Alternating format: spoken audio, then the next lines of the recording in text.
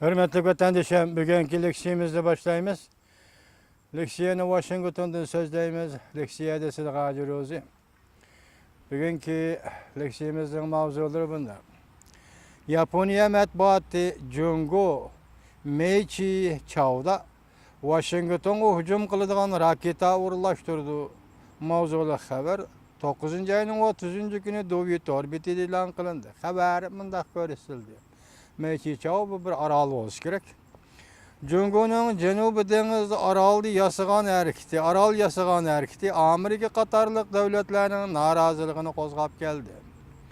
Amerika Deniz Armiyası Cenubi Denizli köp kıtım çarlaş elip verip Jungo'nu çekip baktı. Japonya Sol Sanatçılar Geziti 9. ayının 29. günü haber kılıp mındak görsetti. Japonya Sol Sanatçılar Geziti 9. ayının 29. günü haber kılıp mındak görsetti. Amerika Deniz Armiya başlıkları ve bilim haznesi alimlerinin nurgun gapları var.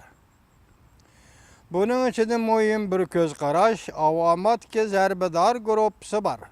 Amerika Deniz Armiyasiga nisbatan aytganda Jungo'nun tahdidini haddidan ziyoda ta'kidlab ketishga bo'lmaydi degan ko'z qarashdir.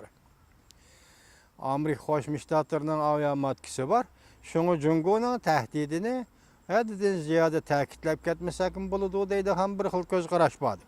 Lekin nurg'un olimlar har bir taraf oldingi saf qo'mondonlari masalasiga hargiz bunday qaramaydi. Lekin nurg'un olimlar har bir taraf oldingi saf qo'mondonlari masalaga hargiz bunday qaramaydi. Bular bunday qaraydi. Jungo'ning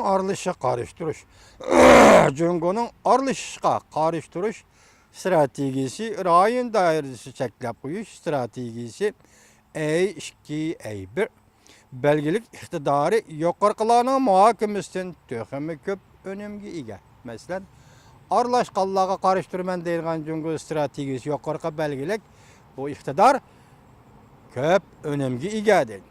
Yani sun'iy yasagan arallar avatsiya bazılarda bir uçquşlar polki turg'izildi. Mushundaq hesaplaganda butun Janubiy dengizda Azatlık armiya 3 uçquşlar polki turg'izalaydi. 3 polk askar turg'izalaydi. Butun Janubiy dengiz yak o'z yasagan arallardan. Belki bu bazılardan bombardımanchi aeroplanlari tushib, bu bazılarga Xitoyning yoki Jungo'ning bombardımanchi aeroplanlari tushib chiqalaydi. To'shig'uvchi transport aeroplanlari qo'nalaydi. Shundaqli yuqori iqtidorli radar o'rnatib, raketaga qarshi raketa qo'yib berish, mudofaa xarakterli raketa sistemalarini chorlig'uvchi raketalarni mush rayonga o'rinlashtirish iqtidorini Jungo'ning yo'qligini bo'lmaydi. Xabarda bunday ko'rsatildi. Aviamatkiga o'xshamaydigan bir tarbi sun'iy yasalgan arallarni qo'zg'atqili bo'lmaydi. Masalan, bu harbiy bazalar Jungo hukumati o'zi yasagan sun'iy arallarga o'rinlashtirilgan bo'lsa, sun'iy arallarni o'rnida qo'zg'atqili bo'lmaydi. Ya'ni bular Jungo uchun aytganda o'rnida qo'zg'almaydigan aviamatkilar desa bo'ladi. Amerikaning ba'zi harbiy mutaxassislari umidvorlik bilan shunday deyishdiki, navbatda Amerikaning o'qni dal takkizish vositalari shu darajada ilg'or bo'lib turganda Azatlık armiya qo'zg'almas avtomatkiga qanchalik raketa o'rinlashtirsin, Amerika armiyasi va ittifoqdosh armiya zarba berishning aniqlik darajasi bo'yicha Azatlık armiyaning iqtidorini yo'q qilib o'taydi. Rossiya sun'iy emiratori navbatda xabar qilib bunday ko'rsatdi. Harbiy septim pensiyaga chiqqan bir nafar ofitser Amerikaning tadqiqot o'rni hodisin tadqiqot o'rnining parazlariga asoslanib bunday ko'rsatdi. Amerika Deniz Armiyasi bilan Jungo Deniz Armiyasining qonliq to'qinishi pat arada yetib keladi. Rossiya sun'iy emiratori navbatda xabar qilib bunday ko'rsatdi. Harbiy septim pensiyaga chiqqan bir nafar ofitser Amerikaning tadqiqot o'rni hodisin tadqiqot o'rnining parazlariga asoslanib bunday ko'rsatdi. Amerika Deniz Armiyasi bilan Jungo Deniz Armiyasining qanlıq toqunuşu pat arada yetib keldi.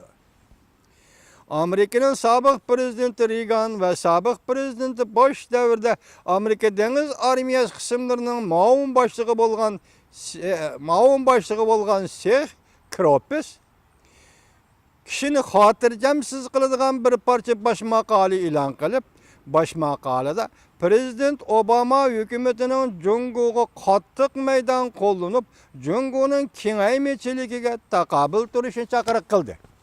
Mana bu Amerika'nın haqiqiy siyosiy yo'llari ekanda. U ikki davlat o'rtasida urush portlashini qiyos qilib, Amerika bor tirishchanlikni ishga solib, Jungo'ning kuchini cheklashi kerak dedi. Demek sabıq prezident Bush davrida, hatta sabıq prezident merhum Reagan davrida yuqori darajalik harbiy amaldor yoki armiyaning boshlig'i bo'lgan Kropsi efendi nima dedi?